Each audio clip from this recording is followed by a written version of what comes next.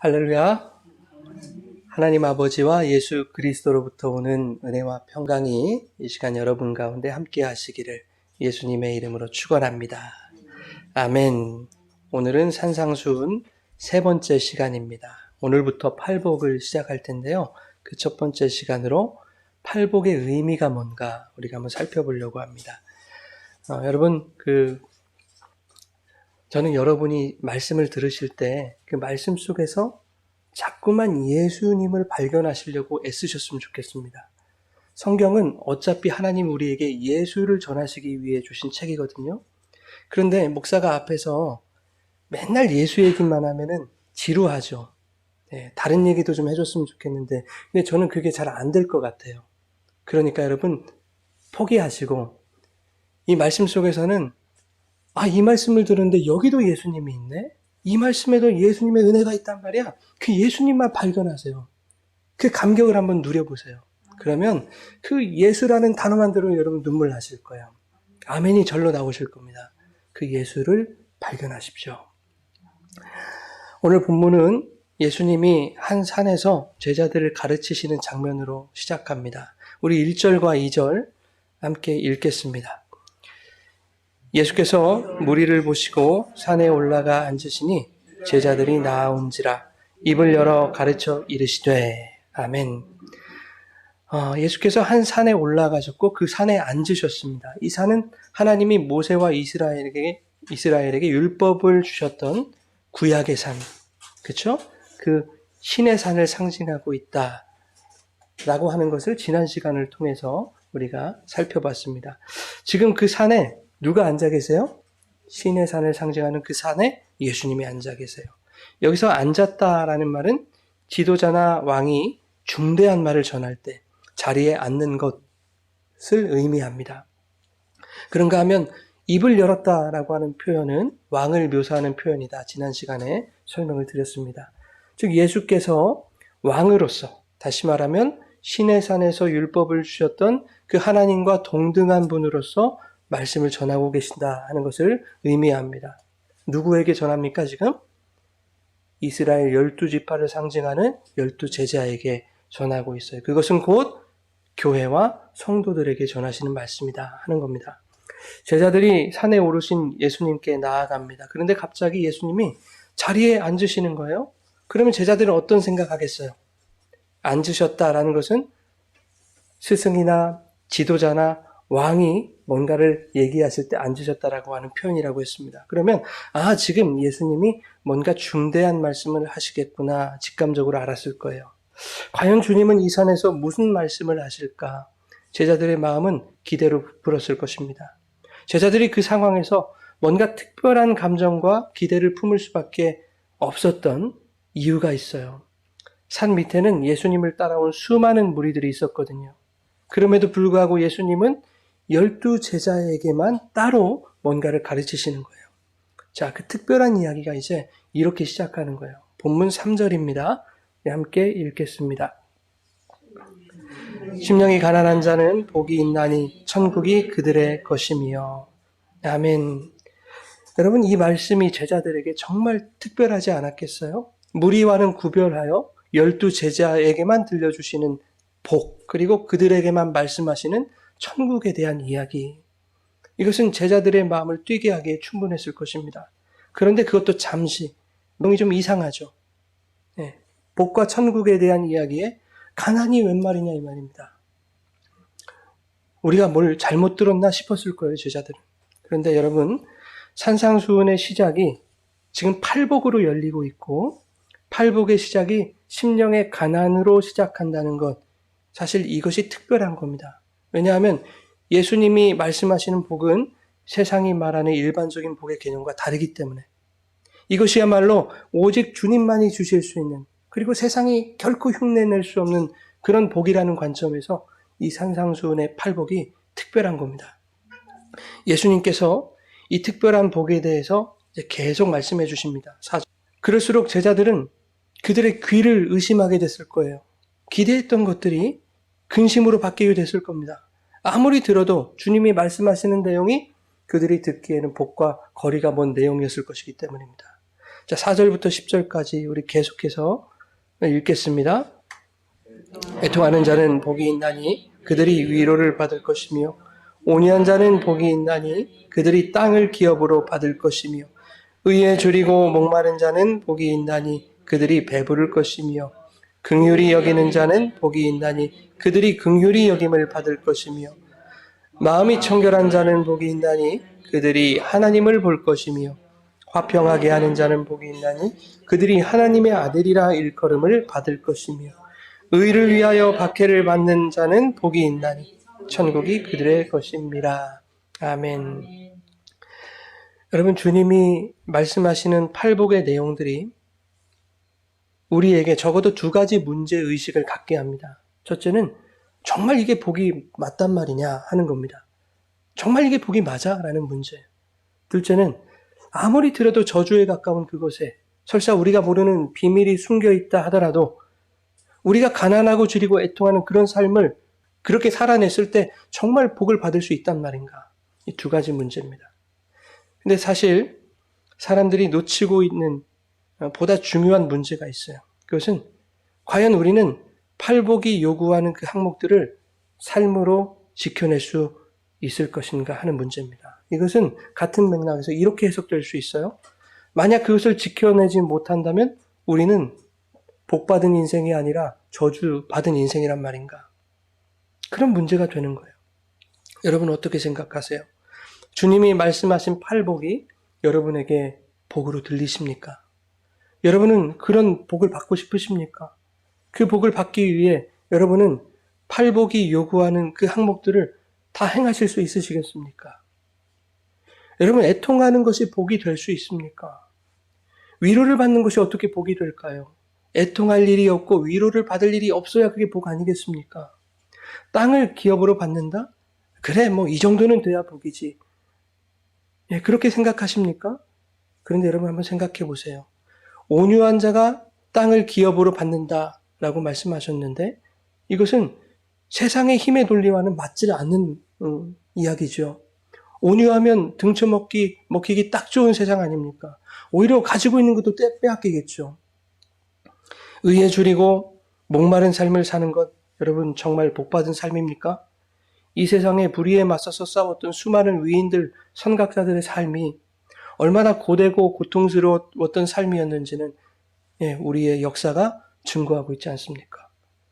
타인을 긍휼히 여길 수 있는 품성, 너그러움 분명 좋은 것입니다. 언뜻 보면 복 많이 받은 자들의 여유로움처럼 느껴집니다. 그런데 굳이 긍휼히 여김을 받게 될 것까지야 있겠습니까? 동정과 연민의 대상이 되는 것, 그것을 복이라 하지 않습니다, 세상은. 그러면 팔복의 의미와 주님이 말씀하시는 그 복은 도대체 뭘 말하는 것이냐? 그것을 한번 살펴보자는 거죠.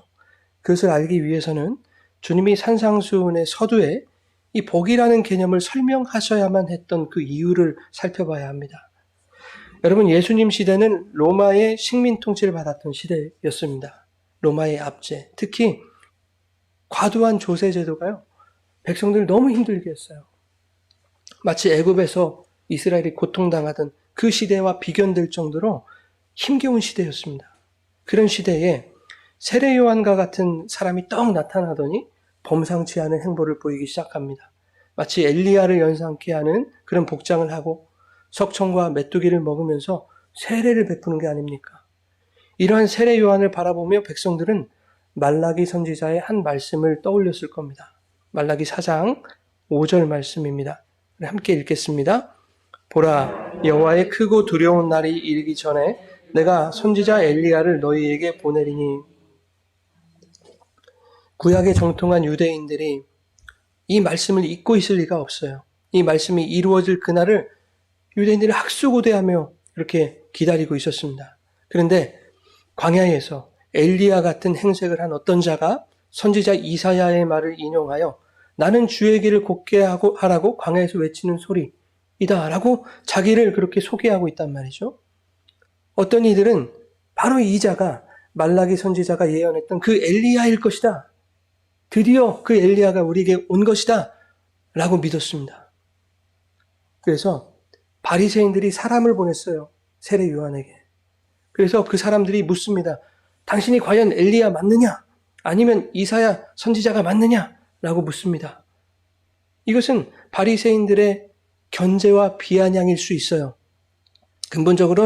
그러나 근본적으로는 요한이 엘리야나 이사야 같은 선지자이기를 기대하는 백성들의 마음이 거기에 반영되어 있는 거예요.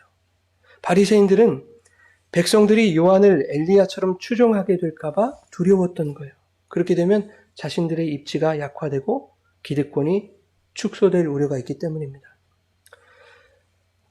그 당시 백성들의 분위기가 어떻는지 한번 생각해 보세요, 여러분. 과거 이스라엘이 애굽의 압제를 받던 때에 하나님께서 모세를 보내셔서 그들을 해방하셨듯이 이 시대에 우리에게도 모세나 엘리야, 이사야 같은 걸출한 지도자를 보내주셔서 로마의 압제로부터 해방시키실 때가 아닌가 하는 그런 기대를 가지기에 충분했을 겁니다. 그 시대는. 그러한 기대가 없었다면 어떻게 온 유대 지방과 예루살렘과 요단강 사방에서 다 요한에게 나와서 세례를 받으려고 이렇게 나왔겠습니까? 또한 유대인들에게는 전통적으로 다윗과 같은 정치적인 그런 강력한 왕이 일어날 것이라는 신속 메시아 사상에 빠져 있었습니다. 그들은 늘 다윗과 같은 왕이 자신들의 그리스도, 즉 메시아로 오기를 기다리고 있었습니다. 그런데 세례 요한은 요한복음 1장에서 나는 그리스도 아니라고 그래요. 그리고 나는 엘리야도 아니고 나는 이사야도 아니다. 본인이 그렇게 대답을 합니다. 그러자 바리새인들이 보낸 그 자들이 요한에게 따지는 거예요. 뭐라고 따지는지 한번 보세요.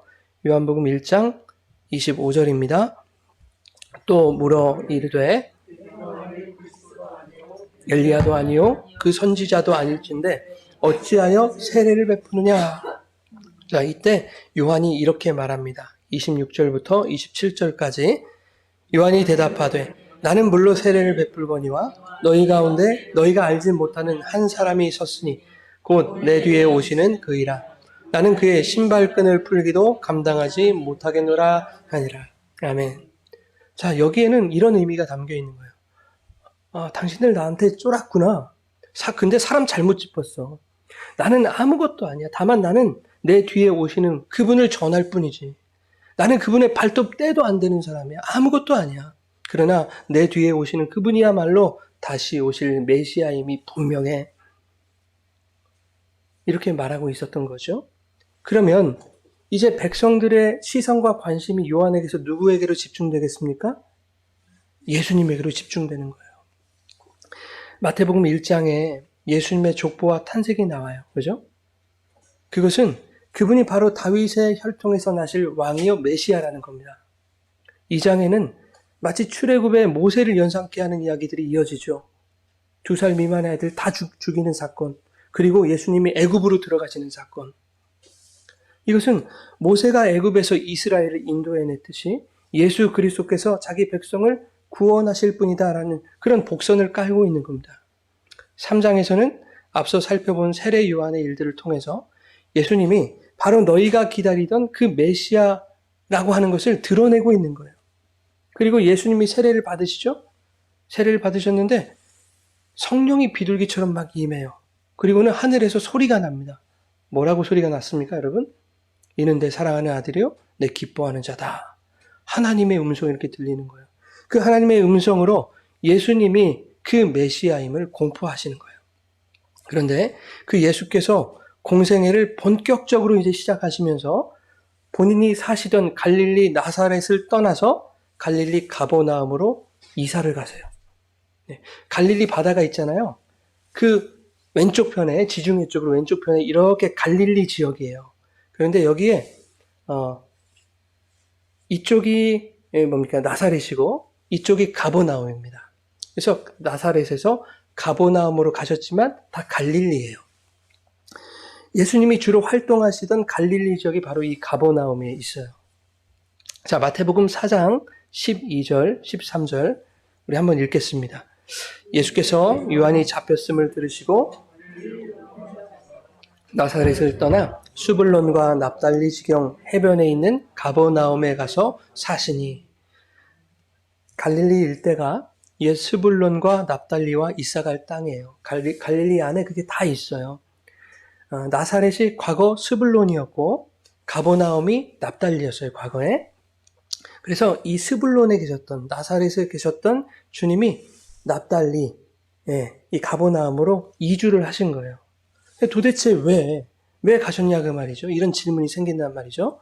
그 대답이 마태복음 4장 14절에서 16절에 이어서 나와 있습니다. 우리 함께 읽겠습니다. 선지자 이사야를 통하여 스불론 땅과 납달리 땅과 요단강 저편 해변길과 이방의 갈릴리여 흑암에 앉은 백성이 보았고 사망의 땅과 그늘에 앉은 자들에게 빛이 어떠다 하였느니라. 아멘. 이 말씀은 이사야 9장 말씀을 인용한 것인데 평강의 왕으로 오시는 예수 그리스도를 예고하시는 말씀이 이사야 9장의 내용입니다. 그 평강의 왕으로 오신 예수님의 공생의 사역이 구약의 말씀이 예고한 그대로 이루어져야 된다라고 하는 것을 말씀하고 있는 거예요. 그래서 예수님이 같은 갈릴리 지경이었음에도 불구하고 굳이 나사렛에서 납달리 가버나움으로 이사를 가시는 거예요.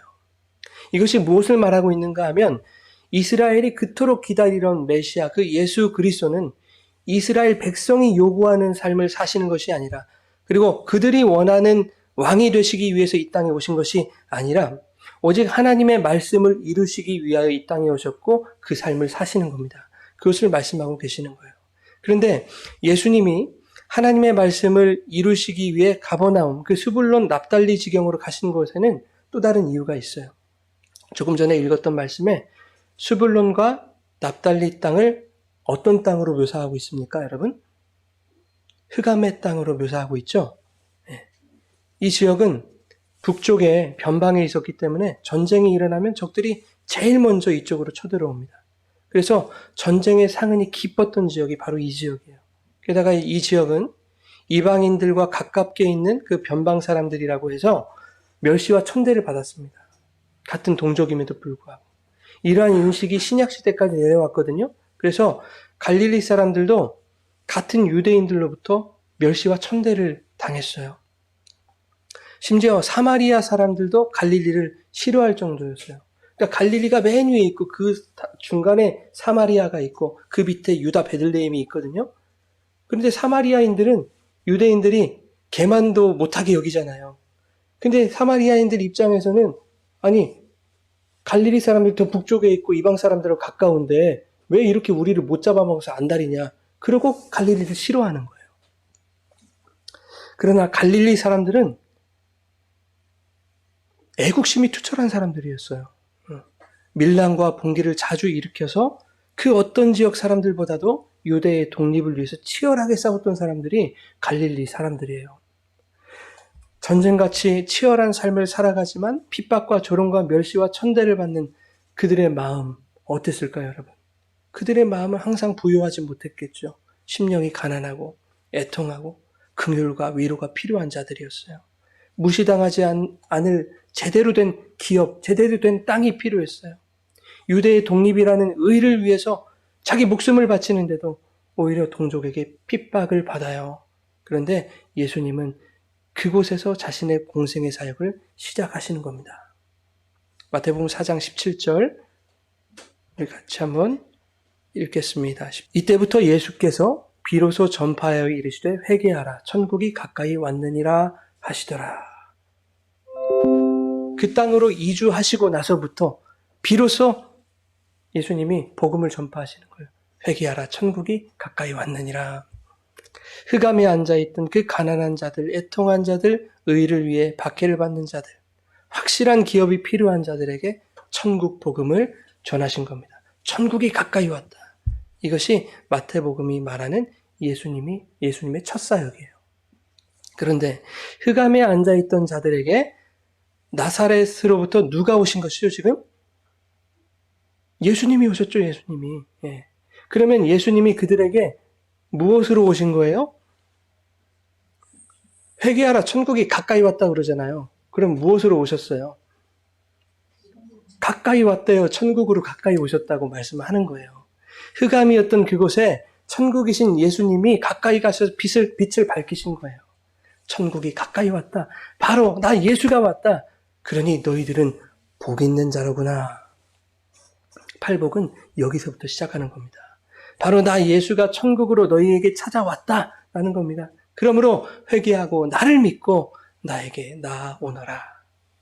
자, 그런데 그 예수님에게 정말로 수많은 무리가 나아왔습니다. 수많은 무리가 따랐어요. 마태복음 4장 23절에서 25절 우리 읽겠습니다. 예수께서 온 갈릴리에 두루 다니사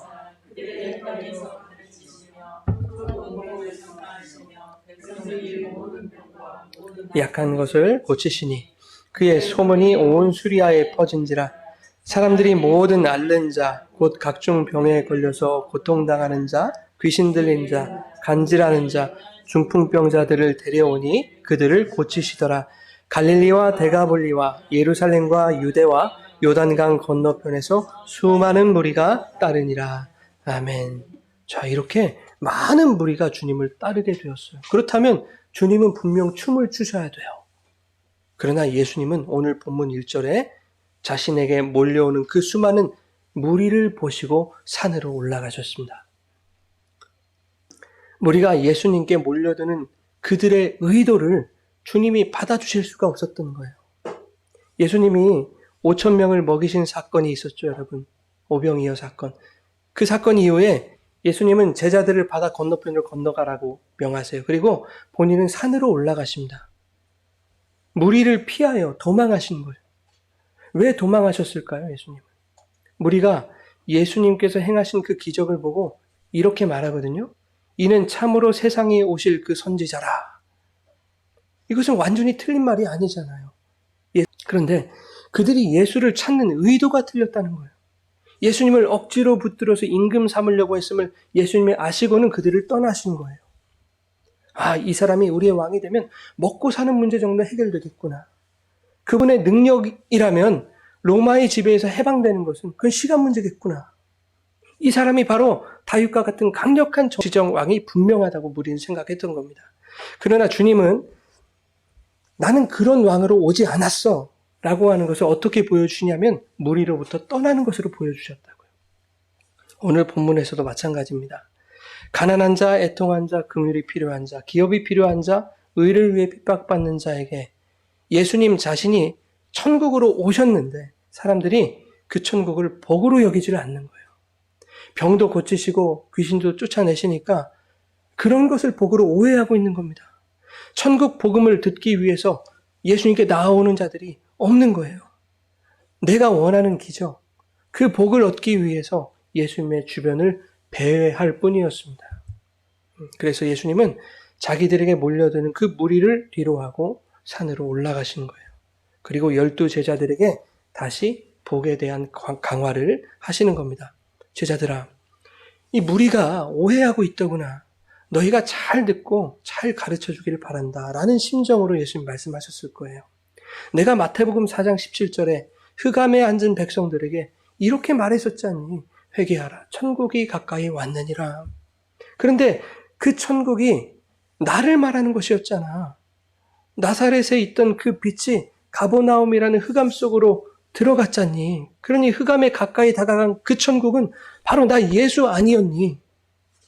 나는 온 갈릴리를 두루 다니며 천국 복음을 전파했는데 사람들은 그 천국이 나인지 알아먹지를 못하고 병 고치는 것, 귀신 쫓는 것, 온갖 기적에만 혈안이 되어 있더라. 이건 아니지 않니?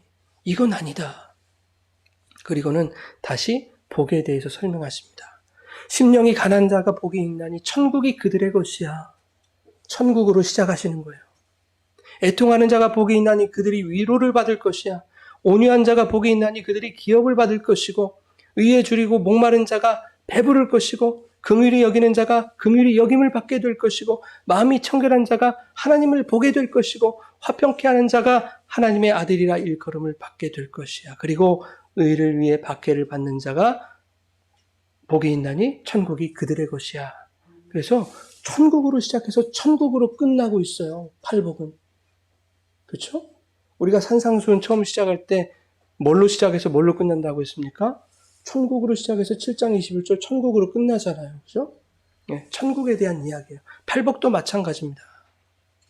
복 있는 자가 받는 것이 이 천국 안에 다 있다는 얘기예요. 그럼 뭐가 있는지 보세요. 천국에 위로가 있어요. 그죠? 천국이라는 기업을 받는데요. 천국에 부요함이 있어요. 천국에 긍휼이 거기 있어요. 그리고 그 천국의 주인이 내 아버지이심을 깨닫고 그분의 자녀, 즉 천국 백성이라 일컬음을 받아요. 즉 복 있는 자가 받는 것은 천국입니다. 여러분. 그 천국은 흑암의 땅에 앉아있는 바로 우리에게 오신 예수 그리스도인 거예요. 그래서 복은 곧 천국이고 천국은 예수니까 우리의 복은 바로 예수인 거예요. 시편 133편 3절을 보겠습니다. 헐몬의 이슬이 시온의 산들에 내림 같도다. 곧 영생이로다. 아멘. 성경이 말하는 복은 영생이래요. 영생은 구원이에요. 구원은 누구의 이름입니까, 여러분? 구원의 이름은 예수예요. 예수의 뜻이 구원이거든요. 그래서 성경이 말하는 복은 예수인 거예요, 여러분. 그런데 문제가 있잖아요, 우리에게. 심령이 가난해야 복이 있대요. 애통해야 된답니다. 온유해야 하고 의에 줄이고 목이 말라야 하고 긍휼히 여겨야 하고 마음이 청결해야 하고 화평하게 해야 하고 의를 위해 박해를 받아야 하고 이것을 우리가 어떻게 감당할 수 있습니까? 여러분? 이 모든 것이 가능해야 그 예수를 복으로 얻는다는데 그러면 우리는 어쩌면 좋냐고요, 여러분. 수십 년을 신앙생활을 했는데 이게 안 되면 아무리 예수를 믿어도 그분을 얻을 수 없다는 얘기 아닙니까? 그럼 어쩌면 좋아요?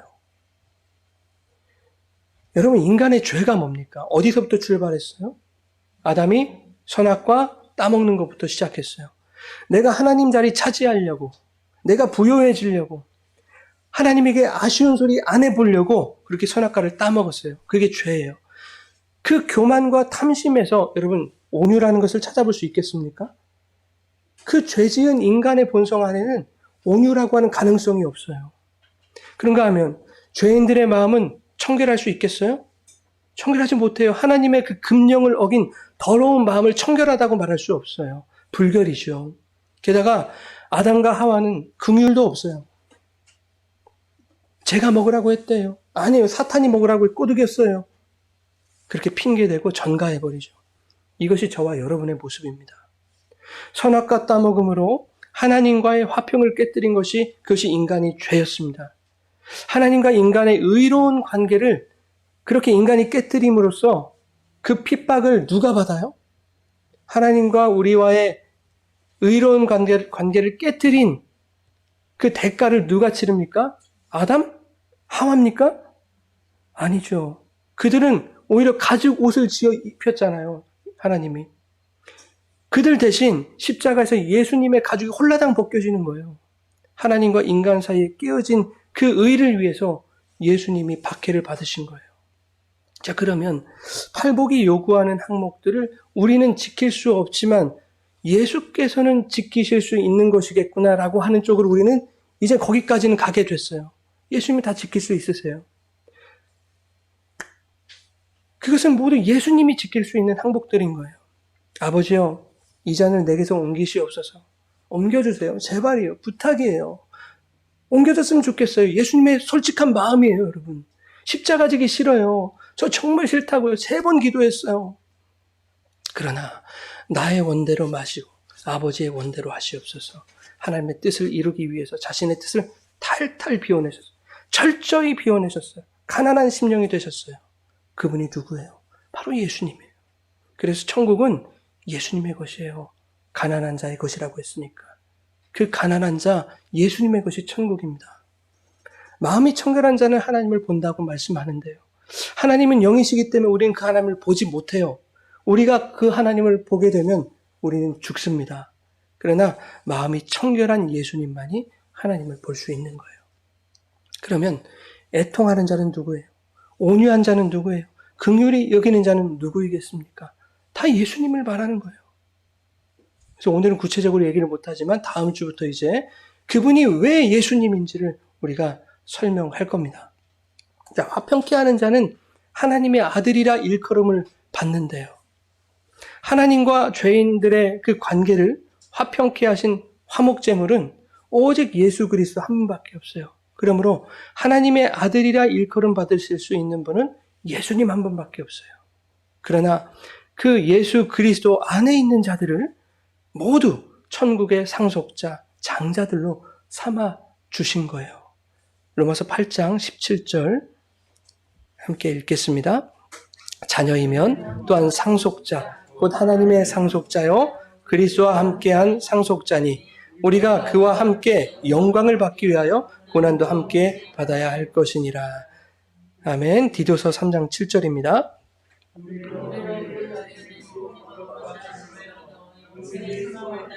상속자가 되게 하려 하심이라. 아멘. 에베소서 3장 6절. 이는 이방인들이 복음으로 말미암아 그리스도 예수 안에서 함께 상속자가 되고 함께 지체가 되고 함께 약속에 참여하는 자가 됨이라. 아멘. 자, 그러면 우리는 여기서 박수를 쳐야 되는 거예요. 팔복의 항목들을 우리가 지킬 수 없는 것이기 때문에 그것이 모두 가능한 예수님을 우리에게 보내주시는 거예요. 예수 그리스도를 나의 주 나의 하나님이라고 고백하고 믿는 자들은 그 복을 다 받은 것입니다. 그래서 팔복이 어떻게 시작한다고 했습니까? 복되도다, 복 있다 라고 시작하는 거예요. 우리가 보는 성경은 뭐뭐 하는 자는 복이 있다 이렇게 잘못 번역해 놨지만 원문에는 너희가 바로 복을 받은 자들이야 라고 선언하고 시작하는 겁니다. 복 있는 자야, 너는 심령이 가난한 자르구나. 그 복을 이미 내 안에 가졌으니, 내 안에 들어왔으니 심령이 가난한 자일 수밖에요. 그 복을 가졌으니 천국을 소유한 겁니다. 누구 안에서? 예수 그리스도 안에서. 여러분, 어떻게 내 힘으로 가난해지고 애통할 수 있습니까? 그리고 우리가 그것을 추구할 수 있습니까? 기쁘게? 야, 나는 애통해야지. 야, 가난해져야지. 그게 기쁩니까? 우린 생내적으로 그게 안 되는 사람들이라고요, 여러분. 네. 천주교에서처럼 내 탓이요, 내 탓이요를 외치면 여러분 심령이 가난해집니까? 처참하게 죽으신 그 예수님의 모습 뭡니까? 패션 오브 크라이스트의 잔인한 그 모습을 장면들을 생각하면서 나 때문에 예수님이 저렇게 돌아가셨다고 그렇게 울고불고 하면 여러분 그게 애통하는 것입니까? 아니요. 우리는 자신이 죄인인 것을 시인하고 고백할 수는 있어요. 우리가 죄인임을 알기는 해요. 그렇죠? 그런데 예수님을 십자가에 달리도록 만든 그 나의 죄에 대한 처절하고 극악한 실체를 우리는 정확히 들여다볼 수 없어요. 가늠할 수 없어요. 그래서 우리는 온전한 애통이 안 되는 사람들이에요. 그렇기 때문에 우리는 스스로 십자가에 달려서 자기 죄를 사할 수 없는 거예요. 그러니 그 애통이 가능하신 분이 우리를 바라보시고 애통해 주셔야 돼요. 그 애통이 불가한 나를 주님이 바라보시며 애통해 주셔야 돼요. 그래야 주님의 그 애통이 우리에게 천국의 위로로 다가오는 거예요. 여러분, 하나님은 복받을 조건을 주신 후에 여러분들 잘하나 못하나 이렇게 감시하시는 분이 아닙니다. 잘못하면 벌 주시려고 벼르시는 분이 아니에요. 그래서 창세기 1장에서도 남자와 여자를 창조하시고 뭘 주십니까? 그들에게 복을 주시며 이르시되 생육하고 번성해라 하신단 말이에요. 너희가 생육과 번성을 달성해내면 내가 그때 복을 줄게라고 말씀하지 않으셨어요. 복을 먼저 주셨다고요. 그러니 하나님이 주신 복 안에는 그 복을 받은 자들이 이 땅에서 생육하고 번성하고 충만할 수밖에 없는 삶을 살도록 하나님의 그 창조의 역사 안에서 당신의 은혜로 이끌어 주시겠다라고 하는 하나님의 굳은 의지가 들어있는 거예요. 내가 너희들을 절대 포기 못해. 그런데 출애굽기 19장에서는 하나님이 이렇게 말씀하십니다. 너희가 내 말을 잘 듣고 내 언약을 지키면 이라고 조건을 거세요. 그래야 너희는 내 백성이야 라고 말씀하신단 말이에요. 율법을 다 지켜야만 복을 받고 그렇지 못하면 너희는 다 죽어. 이렇게 우리에게 이해되어지잖아요. 이렇게 들린다고요. 그래서 우리가 하나님을 오해하는 거예요. 하나님은 구원을 상징하는 출애굽, 그 홍해 사건 이후에 이스라엘에게 율법을 주셨다는 것을 기억하셔야 돼요. 다시 말하면 구원받은 자들에게 당신의 법을 주셨다는 거예요. 그러니 그거 못 지키면 너희들 구원 없어? 이것은 성립이 안 되는 거예요. 하나님은 이스라엘 백성이 당신의 율법과 계명을 못 지킬 것이라는 것을 알고 주신 겁니다. 다 지킬 거라고 확신하셨다면 그들에게 율법 주실 필요가 없잖아요. 율법이 무슨 소용이 있겠어요. 이제 금송아지 사건으로 율법을 지킬 수 없는 그들의 연약한 실체가 탄로가 났어요. 그럼에도 불구하고 하나님은 내가 택한 백성은 내가 준 그 법 안에서 살아가는 자들로 만드시겠다 하는 겁니다. 그래서 법을 주셨어요. 택하신 자들의 성장과 성숙을 위해서 하나님이 그들에게 법을 주신 겁니다. 하나님이 아담과 하와가 선악과 따먹을 것 모르시고 선악과 나무를 만드셨을까요, 여러분? 그거 따먹을 수밖에 없는 인간의 실체를 그들로 하여금 깨닫게 하시기 위해서 가장 잘 보이는 그 동산 중앙에다 딱 심어 놓으신 거예요. 너희들 이거 따먹어라. 따먹었음에도 불구하고 그런 나를 버리지 않으시고 가죽옷을 지어 입히시는 그 하나님 아버지의 사랑, 그분의 마음을 깨닫게 하시려는 거예요. 그게 선악과의 목적입니다. 아버지가 자식에게 이렇게 말해요. 얘야, 아빠가 너에게 몇 가지 규칙을 줄 텐데 이 규칙을 잘 지키면 우리 관계가 더 좋아질 것 같아. 그러니 제발 부디 꼭 잘 지켜주길 바란다. 여러분, 이 말이 혹여 잘못 지키면 너랑 나랑 관계 끊는다는 말씀으로 들리세요? 그렇지 않죠. 내가 좀 그렇게 살아줬으면 좋겠다라고 하는 아버지의 마음, 그 소원이 담겨 있는 말이죠. 그런데 자식이 그것을 잘 지키지 못하면 어떻습니까? 그러면 아버지의 훈계가 들어가겠죠.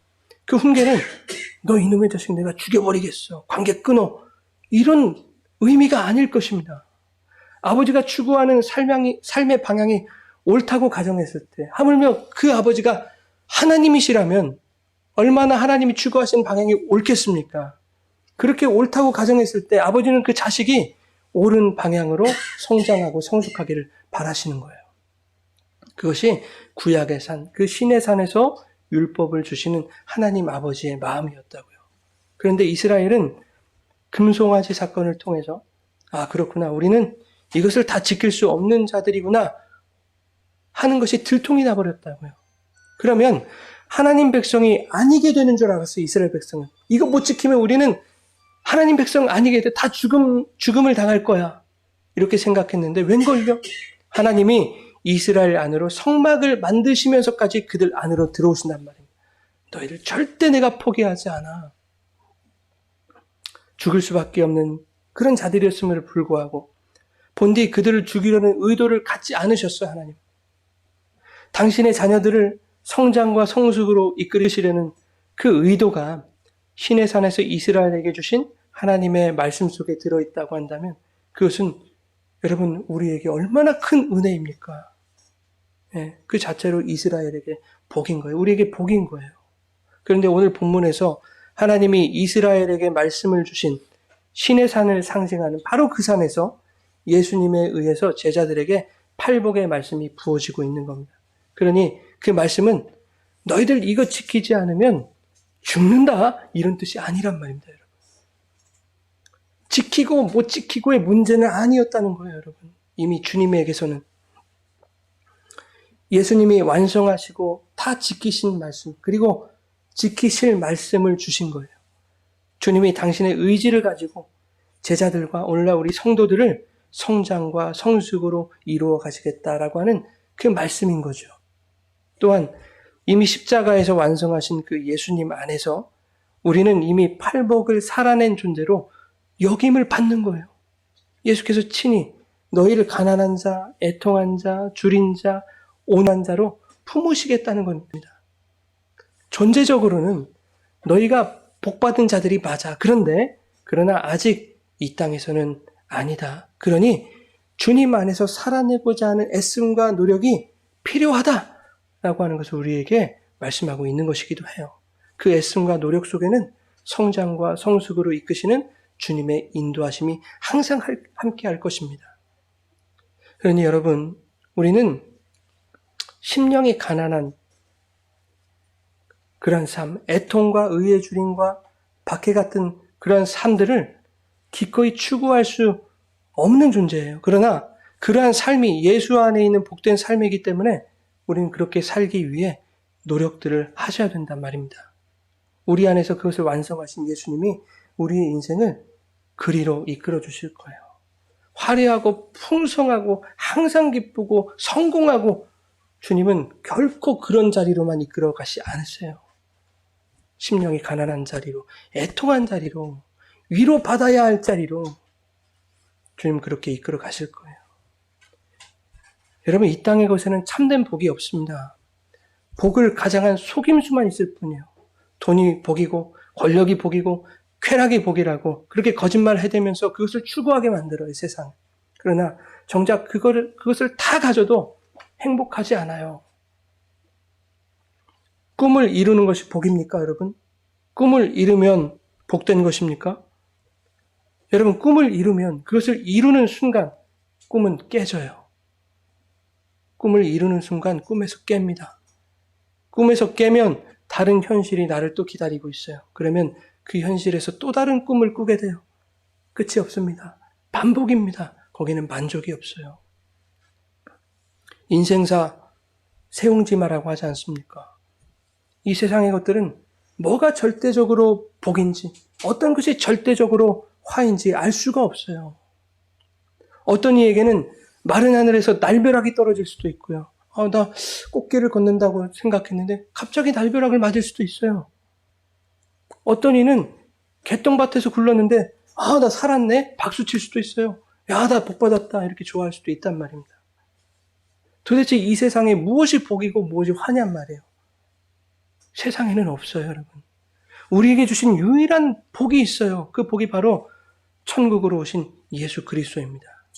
그분이 없는 것이 화인 거예요, 여러분. 오늘 11절, 12절 마지막으로 한번 읽겠습니다.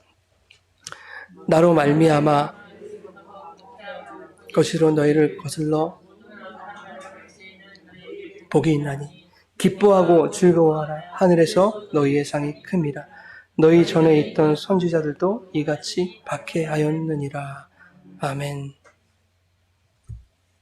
여러분, 주님으로 말미암아 욕을 당하고 박해를 받고 하는 이러한 삶들이 우리 안에 일어날 수 있기를 바랍니다. 여러분, 이게 저주입니까? 아니에요.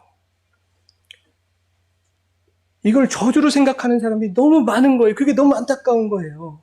힘들겠죠, 여러분. 그러나 주님이 말씀하셨잖아요. 박해가 있어야 된다고. 12절에 기뻐하고 즐거워하라잖아요. 여러분, 이러한 삶이 여러분들에게 기쁨이 되었으면 좋겠습니다.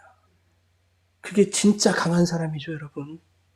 힘들고 어려운 일이 찾아오고 심령이 상하고 의에 줄이고 핍박을 받고 예수님의 이름 때문에 박해를 당하는데 불구하고 우리는 기뻐할 수 있어요. 그러면 그처럼 강한 자가 어디 있어요? 세상을 이기는 자, 그런 자들이 되시길 바라요. 사랑하는 여러분, 우리에게 팔복으로 오신 예수 그리스도를 여러분의 유일한 복으로 삼아 그분이 이끄시는 진정한 복된 삶을 주님과 함께 사시는 여러분 되시길 바랍니다. 심령이 가난하고 애통하고 줄이고 온유하고 긍휼히 여기고 마음이 청결하고 화평케 하고 의를 위해 박해받는 그런 복 있는 자의 삶이 되시기를 예수님의 이름으로 축원합니다.